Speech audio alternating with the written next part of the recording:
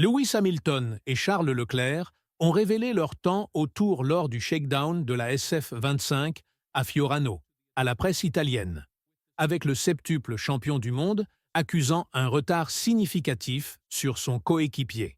Ce n'est pas la première fois qu'il est plus lent que Leclerc, puisque les essais de Barcelone ne lui ont pas non plus été favorables. Ces premiers signes des difficultés de Hamilton sont-ils préoccupants ou était-ce attendu, sachant qu'il s'adapte encore à la nouvelle voiture? Hamilton a effectué de nombreux essais pour Ferrari ces derniers mois, et depuis son arrivée dans l'équipe le 20 janvier 2025, il a déjà roulé avec la F1 75 à Fiorano. L'équipe a clairement indiqué qu'elle ne voulait aucun désavantage entre ces deux pilotes et qu'elle ferait tout ce qui est autorisé pour donner à Hamilton le maximum de temps de roulage dans le cadre du règlement TPC ainsi que lors du shakedown de la SF25. Et il n'a pas déçu, repoussant les limites de la monoplace Ferrari, peut-être même un peu trop. Lors de la deuxième journée d'essai à Barcelone, il a eu un accident avec la SF23. Mais pour les ingénieurs de Ferrari, c'était un bon signe, car cela signifiait que Hamilton cherchait à atteindre la limite absolue de la voiture, exactement ce qu'il doit faire pendant ces périodes de test.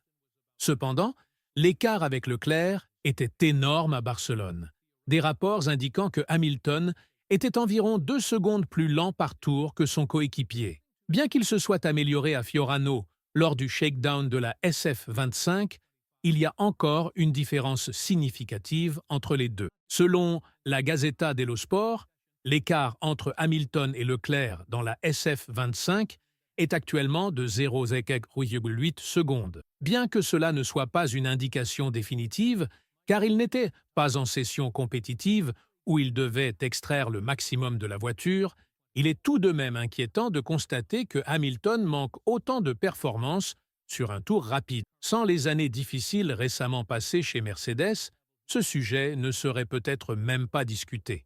Mais avec Ferrari qui a gagné environ une demi-seconde de performance par rapport à 2024, des écarts comme celui-ci doivent absolument être résolus avant le début de la saison en Australie. Interrogé sur sa préparation actuelle, Hamilton a admis qu'il n'était pas encore au niveau qu'il souhaite atteindre et qu'il y a encore beaucoup de travail à faire de son côté. Il a ajouté qu'il sait qu'il n'est pas encore là où il veut être. Tout est différent et il doit travailler dur pour progresser. Personne ne doute que Hamilton fera exactement cela dans les mois à venir. Mais, étant donné qu'il a plus de 40 ans et qu'il a un jeune coéquipier qui est l'un des meilleurs qualificateurs de la grille, le temps n'est peut-être pas un luxe qu'il peut se permettre. De nombreux jeunes pilotes arrivent en Formule 1 et nous avons vu comment les équipes de pointe ont structuré leurs effectifs avec une vision tournée vers l'avenir. Bien que l'arrivée de Hamilton chez Ferrari soit un coup de maître, les premiers résultats montrent que les inquiétudes concernant sa vitesse ne sont pas infondées. Oui, il a pratiquement tout gagné dans ce sport. Mais d'un autre côté, il entre dans une ère où il pourrait ne plus être favorisé dans de nombreux aspects, y compris en termes de performance face à son coéquipier. Alors que nous pensions que son manque de performance sur un tour chez Mercedes était principalement dû aux ajustements de dernière minute sur la voiture, il faut aussi mentionner que George Russell a été constant et adaptable tout au long de la saison. Compte tenu de la situation et du fait que Hamilton a annoncé son départ avant même d'avoir testé la W15, la faute a naturellement été attribuée à Mercedes. La bonne nouvelle est que Hamilton disposera de 3 jours d'essai à Bahreïn, soit environ 12 heures de roulage, pour se préparer à l'ouverture de la saison à Melbourne. Chaque jour, les équipes et pilotes auront 18 heures de test, divisées en 2 sessions de 4 heures le matin et 4 heures l'après-midi, avec seulement une voiture par équipe autorisée en piste et un maximum de 10 pilotes roulant simultanément. Il ne fait aucun doute que ce sera l'un des plus grands défis pour Hamilton avant l'ouverture de la saison 2025, car il n'y aura plus d'opportunités. Le 16 mars approche, et c'est à Hamilton et Ferrari de décider s'il sera prêt. Ce qui pourrait inquiéter Ferrari, c'est que c'est la première fois que l'équipe place ses 2 pilotes dans une voiture entièrement nouvelle. Leclerc pourrait avoir plus d'expérience que Hamilton avec les précédents modèles Ferrari, ce qui pourrait l'aider dans le processus d'intégration à la SF25.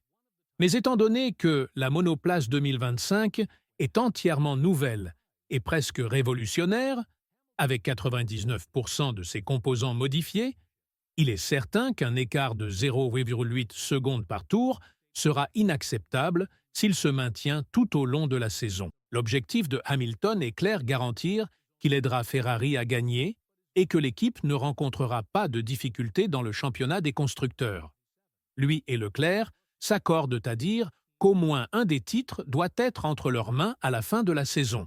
Lorsqu'on lui a demandé quel était son but ultime et comment il voyait l'avenir de Ferrari, Hamilton a expliqué qu'il entretenait une excellente relation avec Charles et qu'il le considérait comme un pilote très fort. Il a affirmé l'avoir déjà dit il y a plusieurs années, à Bahreïn, et que Leclerc a un avenir brillant devant lui. Charles n'a que 27 ans, mais il est très mature pour son âge, probablement plus que Hamilton ne l'était à 27 ans. Ils travailleront ensemble pour s'assurer que l'équipe progresse dans la bonne direction. Si Hamilton a la chance de remporter un autre titre, ce qui est évidemment leur objectif, il ne se voit pas encore prêt à arrêter. Pour lui, il ne s'agit pas de gagner un 8e titre mondial, mais de remporter son premier avec Ferrari. Il veut entrer dans l'histoire de l'équipe en décrochant son premier titre avec la Scuderia. Cela sera difficile si l'écart avec son coéquipier est supérieur à 2 ou 3 dixièmes de seconde. Nous avons vu en 2024 qu'avec des règlements aussi serrés et plusieurs équipes luttant pour des victoires, un tel écart pouvait faire la différence entre la pole position et la 6e place sur la grille. Et croyez-moi, dans cette ère, personne ne veut partir de trop loin. Bien que les dépassements semblent plus faciles sur le papier, ils restent bien plus difficiles à exécuter en piste, en raison de la nécessité de mettre la voiture dans la bonne fenêtre de fonctionnement et de préserver les pneus pour exécuter la stratégie de l'équipe. Le sentiment général est que Ferrari a le potentiel pour être compétitive et se battre en tête de la grille, potentiellement pour les 2 championnats. Mais si l'écart entre les pilotes est même la moitié de ce qu'il était à Fiorano, il sera impossible pour Ferrari de remporter le championnat des constructeurs. À titre de comparaison, Liam Lawson devait rester à moins de 3 dixièmes de seconde de Max Verstappen pour espérer conserver son siège chez Red Bull. Si Hamilton a un désavantage plus important que cela, personne ne sait comment Ferrari réagira. Dans le championnat des pilotes, Leclerc sera sans aucun doute favorisé très tôt dans la saison, probablement à partir de la 3e ou 4e course. Mais comme Ferrari a investi massivement dans la voiture et veut finir l'année avec des trophées dans les 2 catégories, la performance de Hamilton sera la principale question à régler. Comme l'a dit Leclerc, tout résultat inférieur à au moins un titre en 2025 sera considéré comme un échec. Alors, avec tout cela en tête, pensez-vous que Hamilton pourra surmonter ces difficultés et améliorer ses performances sur un tour? Et plus important encore, pourrait-il devenir un problème pour Ferrari plutôt qu'un atout?